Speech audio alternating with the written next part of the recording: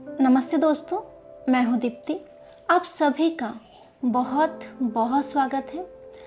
प्रस्तुत है Leo Tolstoy की लिखी हुई कहानी तीन संत। कहानी की शुरुआत करती हूँ।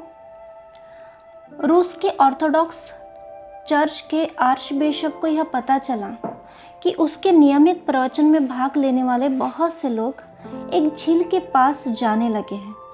उस झील के बीच में एक छोटा सा टापू था जहाँ एक पेड़ के नीचे तीन बूढ़े रहते थे। गांव वालों का यह कहना था कि वे तीनों संत हैं। आर्चबिशप को यह बात बहुत नागवार गुजरी, क्योंकि ईसाई धर्म में संत केवल उन्हें ही माना जाता है जिन्हें वेटिकन द्वारा विधिवत संत घोषित किया गया हो। आर्चबिशप क्रोधित हो गए। वे तीनों संत कैसे हो सकते हैं? मैंने सालों से किसी को भी संतत्व की पदवी के लिए अनुशंसित नहीं किया। वे कौन हैं और कहाँ से आए हैं? लेकिन आम लोग उन तीनों के दर्शनों के लिए जाते रहे और चर्च में आने वालों की तादाद कम होती गई। अंततः आर्चबिशप ने यह तय किया कि वह उन तीनों को देखने के लिए जाएंगे। वह नाव में बैठकर टापू की ओर गए। वे तीनों वहां मिल गए। वे बेहद साधारण, अनपढ़ और निष्कपट देहातियों जैसे थे। दूसरी ओर आर्चबिशप बहुत शक्तिशाली व्यक्ति था। रूस के जार के बाद उस क्षेत्र का सबसे महत्वपूर्ण आदमी था। उन तीनों को देखकर वह चीख उठा। तुम्हें संत किसने बनाया? उसने पूछा। वे तीनों एक दूसरे का मुंह ताकने लगे। उनमें से एक ने कहा, किसी ने नहीं। हम लोग खुद को संत नहीं मानते। हम तो केवल साधारण मनुष्य हैं। तो फिर तुम लोगों को देखने के लिए इतने सारे लोग क्यों आ रहे हैं? वे बोले, यह तो आप उन्हीं से पूछिए। क्या तुम लोगों को चर्च की अधिकाधिक प्रार्थना आती है? आर्चबिशप ने पूछा। नहीं, हम तो अनपढ़ हैं और वह प्रार्थना बहुत लंबी है। हम उसे याद नहीं कर सकते। तो फिर तुम लोग कौन सी प्रार्थना पढ़ते हो? उन तीनों ने एक दूसरे की ओर देखा। तुम बता दो, एक ने कहा। तुम ही बता दो ना, वे आपस में कहते रहे। आर्चबिशप यह सब देख सुनकर अपना आपा खो बैठे। इन लोगों को प्रार्थना करना भी नहीं आता। कैसे संत है ये? उसने मन में सोचा। वह बोला, तुम लोगों में से कोई भी नहीं बता सकता? जल्दी बताओ। वे बोले, दरअसल हम आपके सामने बहुत ही साधारण व्यक्ति हैं। हम लोगों ने खुद ही एक प्रार्थना बनाई है, पर हमें यह पता नहीं था कि इस प्रार्थना को चर्च की मंजूरी मिलना ज़रूरी है। हमारी प्रार्थना बहुत साधारण है। हमें माफ़ कर दीजिए कि हम आपकी मंजूरी नहीं ले पाए। हम इतने संकोची हैं कि हम आ नहीं सके।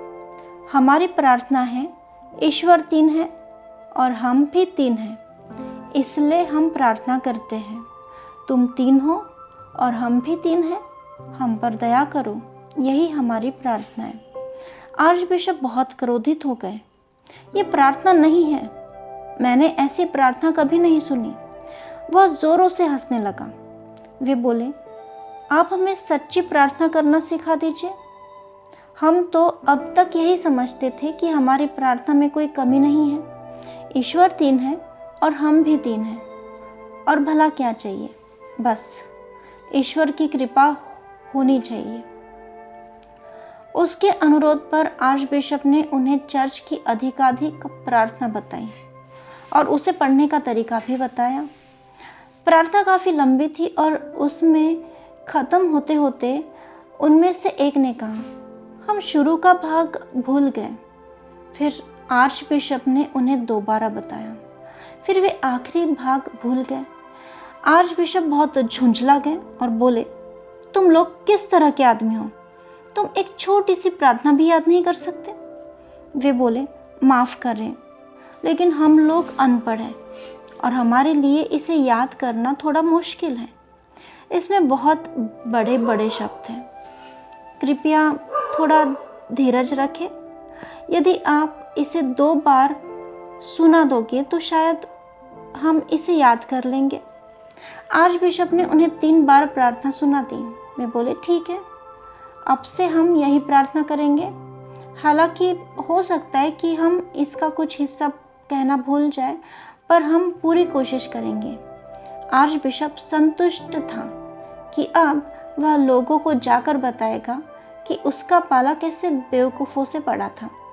उसने मन में सोचा, अब लोगों को जाकर बताऊंगा कि वे तीनों संत नहीं हैं। उनको तो धर्म का क ख ग घ भी नहीं पता और वे ऐसे जाहिलों के दर्शन करने जाते हैं। यही सोचते हुए वह नाव में जाकर बैठ गया। नाव चलने लगी और वह अभी झील में आधे रास्ते पर ही था कि उसे पीछे से उन तीनों की पुकार सुनाई दी। उसने मुड़कर देखा। वे तीनों पानी पर भागते हुए नाव की तरफ आ रहे थे। उसे अपनी आंखों पर यकीन नहीं हुआ। वे लोग पानी पर भागते हुए आए और नाव के पास पानी में खड़े होकर बोले, माफ़ कीजिए, हमने आपको कष्ट दिया। कृपया चर्च की प्रार्थना एक बार और दोहरा दें, हम कुछ भूल गए हैं। आर्च बिशप ने कहा, तुम लोग अपनी प्रार्थना ही पढ़ो। मैंने तुम्हें जो कुछ भी बताया उस पर ध्यान मत दो। मुझे माफ़ कर दो। मैं बहुत दम्भी हूँ। मैं तुम्हारी सरलता और पवित्रता को छू भी नहीं सकता। जाओ, लौट जाओ। लेकिन वे अड़े रहे। नहीं, ऐसा मत कहिए। आप इतनी दूर से हमारे लिए आए हो, बस एक बार और दोहरा दो।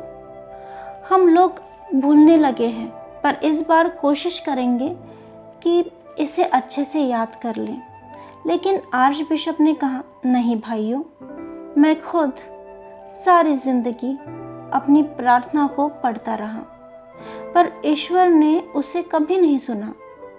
हम तो बाइबल में ही यही पढ़ते हैं कि ईसा मसीह पानी पर चल सकते थे, पर हम भी उस पर शंका करते रहे।